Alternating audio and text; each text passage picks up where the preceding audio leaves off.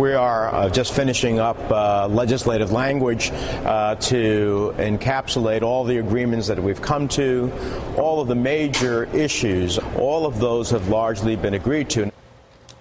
That was Senator Bob Menendez on Wednesday's Daily Rundown, saying the so-called Gang of Eight in the Senate is very close to finishing their deal on immigration. They're literally writing the legislative language. That news came on the same day that tens of thousands of people gathered on Capitol Hill to push Congress to act. So joining me now are two members of the House who are working on this issue: Illinois Democrat Luis Gutierrez and Florida Republican Mario Diaz-Balart. Welcome to both of you, gentlemen.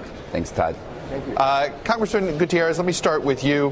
What you're hearing coming out of the Senate, are you going to be able to support something like this that has this, what you're hearing, the metrics of having a sort of a border security metrics that has to be met before the path to citizenship begins?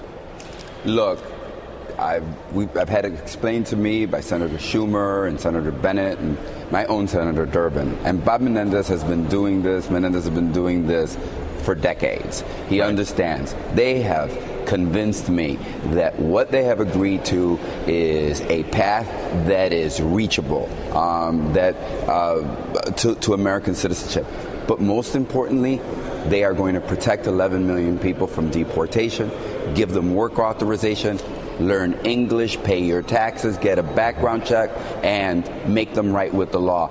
And I know Mario and I, as we look at this, we think of those families. 1,400 people will be deported today, 1,400 tomorrow. Even if we finish this, Todd, by the end of, let's just hope and pray that in July the president signs this legislation. Another 125,000 people will be deported, and tens of thousands of families will be affected. Congressman Diaz-Balart, the most fascinating thing we found in our poll is that among members of your party, when you do not talk about the penalties that those that are here that are undocumented would have to go through to get citizenship, a majority of Republicans are not in favor. But then when you tell them that the bill will have, that you'll have to pay a fine, you have to learn English, there'll be a background check, then suddenly support grows to 73% among Republicans. How do you essentially prevent the messaging from getting out of whack? Because that's what destroyed immigration reform's chances 7 years ago. First place, we have to make sure that we have legislation that is reasonable, that the American people understand and think it makes sense. And that's what we're working on in a bipartisan way. And second place, look, you would think that if there's a bipartisan arrangement between members of the House with all the bickering up here, that most people would say, hey, we may not agree with all of it, but good job. We don't think that's what's going to happen. We think what's going to happen is that all sides are going to be critical. All sides are going to try to kill it, which is why it's important to do this right. You really believe, let me stop you there. You sound a little more pessimistic. I've had people say I'm overly optimistic of this chances. I think, compared to everything else you guys are working on, that immigration is the best chance of seeing something done in the next 3 or 4 months. But you seem a little nervous. No, I'm optimistic that we're going to get it done precisely because all the work that's being done. However, I'm a realist. I do not think that just because it's a bipartisan effort, something that's rare up here, right, that the world is going to say, great job, guys. No, I think both extremes are going to be critical.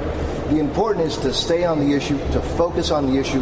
We're working on legislation that is reasonable, that protects the rights of those who are in the legal process, who, as my friend and colleague said, who stops the deportations of decent people who have, by the way, in many cases, American kids, fixing an immigration system that's broken, creating a visa program that works.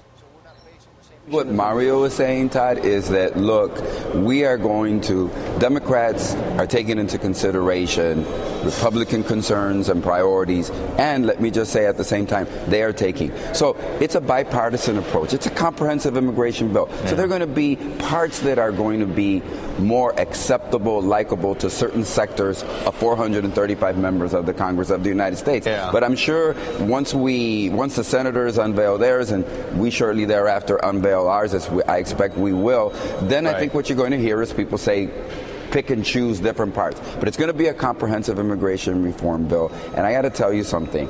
The American public on November 6th said, stop picking winners and losers. You know, get together in a bipartisan approach. It's what we want you to do. And that's what Mario and I and a lot of other really good men and women on the Republican and Democratic side are doing on the issue of immigration. The people yesterday that were clamoring for change here in Washington, D.C. expect no less. They don't expect me to wake up in the morning and fight with Mario and that's the challenge of the day. They expect me to sit down with Mario and find 218 votes, Republican and Democratic. Now, but let me ask you about that. Does this realistically, does this have to get through the Senate first before the House takes it up?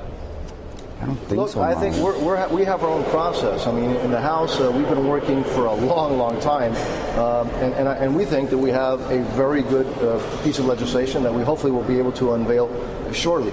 A piece of legislation that's good, that's reasonable, that's permanent, that fixes what's broken, and that does so in a way that we can get the 218 votes in the House. Yeah, let me steal an expression from Mario. We're on the same planet. That is to say that the way in which the Senate has explained to me and others that they're going to manage the key and principal issues around comprehensive immigration reform are going to be somewhat similar and somewhat in sync with our approach. But the approaches will be different. You will see different things treated differently because we are not. It's not a group of 16. It's a group of 8. The House of Representatives has different considerations than the Senate does, and we need to get 218 votes. That's our goal. But I think before I go, if Congressman, the purpose is to fix it, you're going to reach relatively similar conclusions. If that's your approach, to fix what's broken, Congressman, we'll have differences, but they'll be very similar. Diaz-Balart, Congressman Diaz, I want to ask you one quick political question. Greg Walden, chairman of the NRCC, was very critical of the president's budget on the issue of Social Security and those changes on the cost of living increases, and seemed to use some rhetoric that some Republicans are uncomfortable with. Do you agree with Congressman Walden about about his critique of the president's budget on Social Security? I frankly haven't seen it, and to tell you the truth, I haven't finalized reading the president's budget. There are things in that budget which I obviously am not going to like. I'm hoping there's some things that we can get together and start working on, but I frankly have not seen the comments of Mr. Walden or others, and I haven't finished reading. There is a widespread concern in the Democratic caucus here in the House of Representatives with the president's proposal, and so I will share that. Maybe Mario and I, we've been locked up in a room with our staff trying to get this done. So excuse us if we don't know if we're not up to date on everything. Right. All right, guys. Thank you very much. Thank you for helping us kick off what we're doing all day today on this push on immigration reform. Thanks for your work. Thanks for coming on the show. Great pleasure.